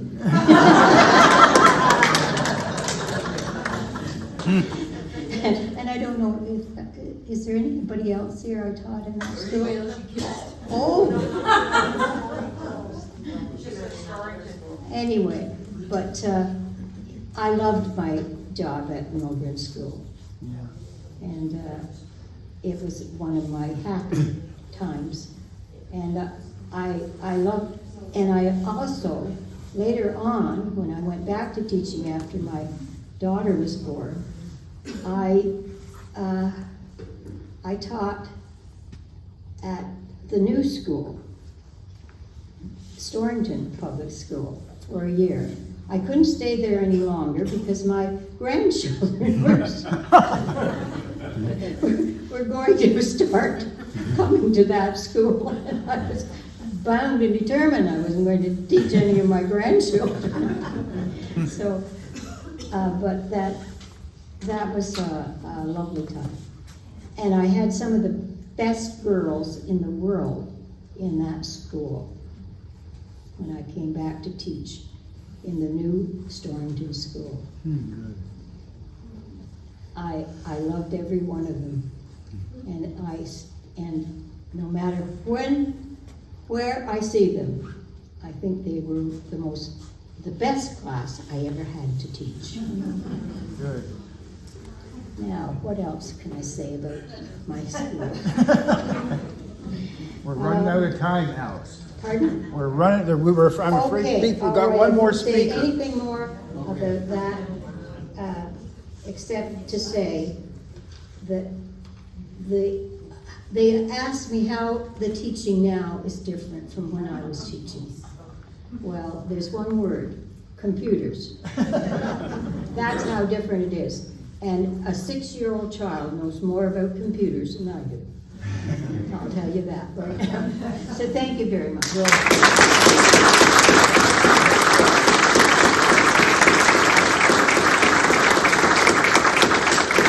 a little bit behind, but hang in here. We're going to hear from Inverary. Bessie Ty and Giles lived in Inverary for a long time, and I can remember them very vividly. She can't be here. She's only turning 100 this year. But she wrote some real neat stuff for my wife Sue to read. I remember the store at Inverary, Giles and Bessie. They had a butcher shop with Bobby Arthur, Dalton Garrett. They were the butchers, and sometimes the other Arthur, Dalton, would help. We'd go there, it'd be nice and cool in the summertime, and that's where you'd get your meat all hung up. They were so community minded. I remember playing hockey, and we would get all dressed up in our equipment to save space, and then we'd all get in the back of Giles's cargo van, and we would head to Kingston, to the Wally Elmer, no roof. We would fight and wrestle all the way in there, and Fran's husband, Dave, we called him Punch, I wonder why, Gibson, he would drive us in, and we were not very impressive on the ice, and we were so tired out. Then you had to shovel the rink, and the great thing going to the Memorial Center was it was a treat. They had a Zamboni there, so you didn't have to shovel. But Dave put up with a lot of our mischief, and he was a great coach. Okay, Sue, you're going to read what Bessie has written, and it's only 5 or 10 minutes long. So, huh? Not even. Okay, not even. Okay.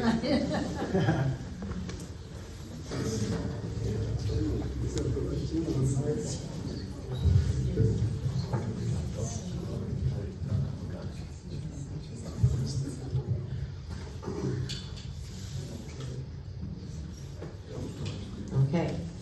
Is this too loud? As Jeff said, Bessie couldn't be here, and though she's a powerhouse of a woman, she's also quite shy, so that would be another reason. So she wrote something out. This is settling. Okay, it's all right.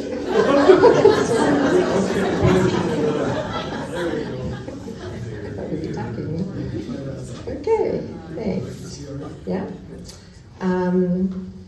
Yeah, she's shy, but she is a powerhouse. And her, as Jack said, penmanship was really important a long time ago. And if you saw her writing here, I'm thinking, wow, I could never write like that. It's beautiful penmanship. So she decided when she wrote this stuff down to start with today and go backwards. And it's not very long, so bear with me. This is actually from this month. And she's kind of written it a little bit, not in point form, but it's not as a story. So some of the interesting places in Inverary now. She actually called them outstanding. Mrs. Garrett's Bake Shop, formerly Garrett's Meats. A thriving motor garage, that would be Strictly's on the corner there at Perth Road and Roundlet Road. Hair salons, massage parlors, home hardware, super pharmacy, pharmacy, the cookery, apartment, storage, lockers, gas bar, Maple Country Farm and Home Supplies, Matthias Building, Paradiso Pizza, new post office, which is kind of across from the old one building, with apartments above, and the store in the corner went up for sale, and an interested couple purchased it. And they've done a remarkable job renovating it, and it's a picture to see. The Inverary Golf Course up at Latimer Road is a very attractive place for many.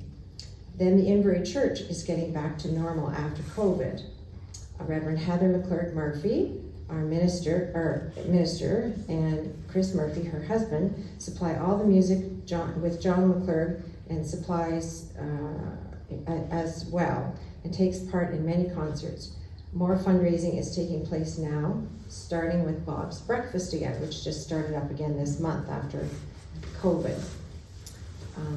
Lots of activity taking place in the hall. Concerts, yoga classes, teas, meetings, dinners, fish fries, Sunday school if necessary. Down the road, Round Lake Road, a riding stable being enjoyed by many of the younger group. My granddaughter is included in that. Also, Ken Garrett Memorial Park, which has 3 ball diamonds, canteen, beautiful new, what's that? Not sure what that is. New playground equipment. Also, another ballpark just down in the village of Latimer on the Latimer Road. The traffic lights were installed a few years ago. 3 homes on the Fairground Road, 3 homes with small children, heavy traffic at times. And then she says, need that speed bump again. For interested parents. I think we have pretty well covered most things. If any questions, you can call, but that's okay. Anyway, so 1949 to 2024. New cheesemaker and his wife arrives. Giles and Bessie Todd moved to Inverary as the new cheesemaker. The job was contracted to us by Preston Gibson and Clifford Barr, who were on the factory road. We moved in on a cold winter March day. Housing in Inverary at that time was very scanty, but they found living quarters for us in the Tom McWaters apartment, which was fine. We lived there for a few years and walked up to the factory, which was located along the Barr property, which is on Latimer Road still. We decided by now we would like to buy a lot and have a house built. We bought the corner lot from Charles Barr and proceeded to have a house built, which it was and still is there, right across from the church. The house was built by a local resident, George Hunter, and helped by Earl Slack. This would be Giles's uncle.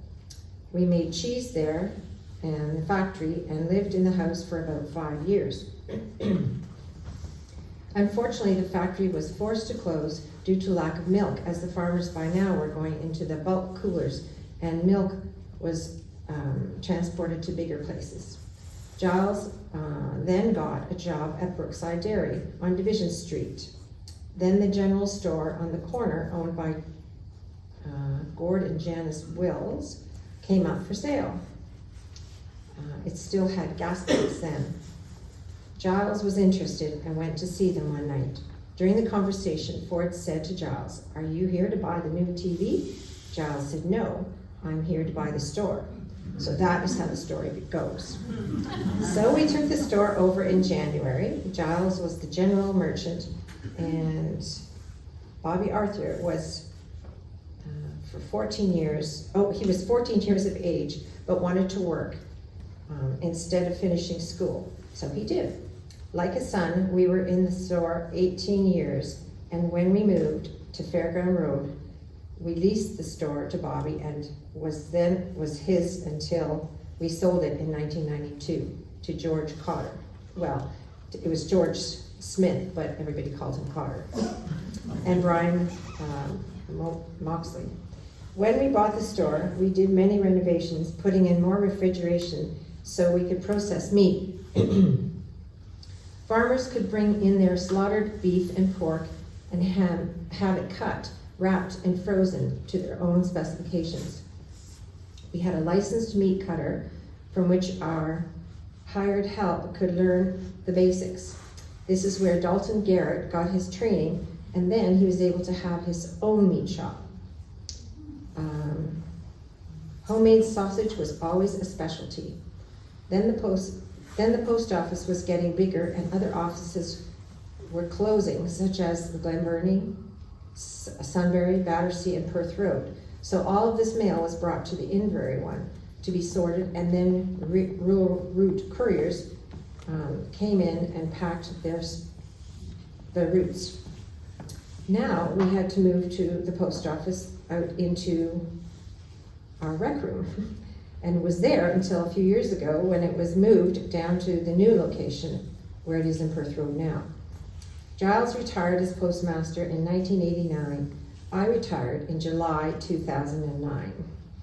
Then we moved to the Cornell House, which we purchased on Fairground Road, and where I still live with some of my family. When we first came to Inverary, the schoolhouse was down on the corner of Latimer Road and Round Lake Road. A garage across the road, barn, manse, I guess it was. The Glee Club held dances, bingo, euchre, concerts, and the Women's Institute Hall. There was a barber shop on Main Street, telephone office run by Mrs. Beulah Bird, which happens to be, I believe, Barb Darling's mother, because Barb Darling told me today, she used to live in this area, that when she was 13, she helped her mother be the switchboard operators. And her, whatever combination was, one long, two shorts. So, and she would clue everybody into talking to someone else, and probably lend an ear to some conversations as well. Yeah. So where are we here? Oh yes, another store at the end of the village, owned and run by Norman and Macy Holmes, a clock repair shop by Harley Leach and Sheila Leach, and she was the organist in the church at the time. And their house was the old stone house with a beautiful dry stone wall in front, right across from Inverary United Church. It's beautiful. Of course, another couple live there now, but that's where their house was.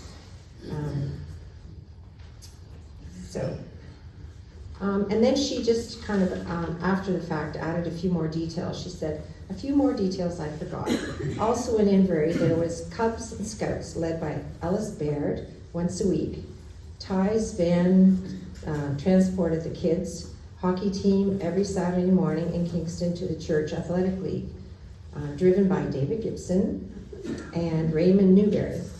The Golden Girls, that was actually a shop at the corner across from the old store in Inverary, across from the Strictly's Automotive. There used to be a store called the Golden Girls. And Sheila Arthur and Barb Darling operated a little tea room in there, in the village, and a little gift store. It was a hit. After Giles retired, he bought some land and had some houses built, one on the Round Lake Road, 3 on Duff Road, and 2 on Davidson, with 1 lot left.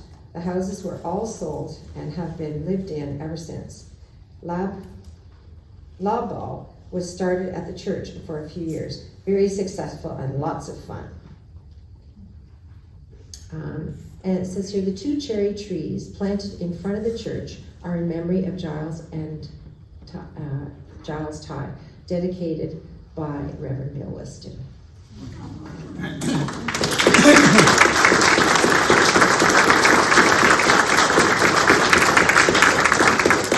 I remember the sense of humor that Reverend Clark had. A young couple would phone up.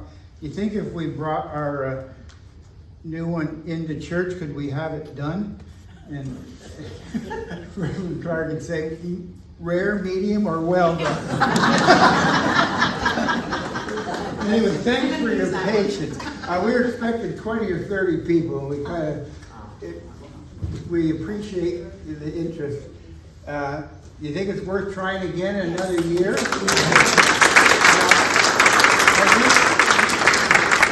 think there's enough people still around that we can put something together. If you do know someone that's willing to share their stories, let me know, because, yes. Jeff, Yeah. my name's Wilma Yeah. Gossage, Wilma Kenny.